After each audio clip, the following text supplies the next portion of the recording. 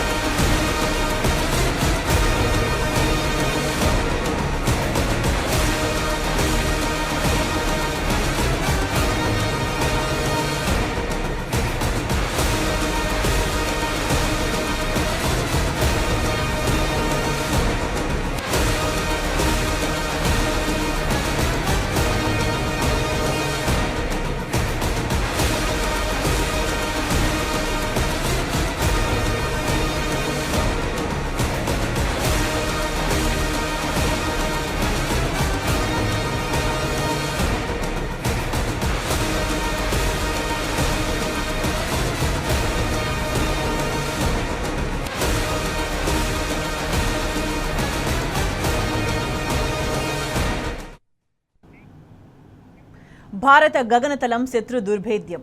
సరిహద్దు దేశాల నుంచి పొంచి ఉన్న ముప్పుకు అనుగుణంగా భారత వాయుసేన మల్టీలేయర్ అడ్వాన్స్డ్ ఎయిర్ డిఫెన్స్ సిస్టమ్ను డెవలప్ చేసింది.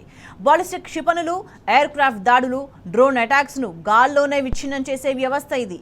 ఇందులో long range, mid range, short range కేటగిరీలతో 3 డిఫెన్స్ వ్యవస్థలుంటాయి. లాంగ్ రేంజ్ ఎయిర్ డిఫెన్స్లో భారత్ అమ్ముల పొదలో ఉన్న అస్త్రం S-400 సుదర్శన చక్రగా నామకరణం చేసిన ఈ వ్యవస్థను రష్యా నుంచి భారత్ కొనుగోలు చేసింది. Cruise missiles, air crafts, ballistic missiles దాడులను 30 కిలోమీటర్ల ఎత్తులోనే సుదర్శన చక్ర ఛేదిస్తుంది.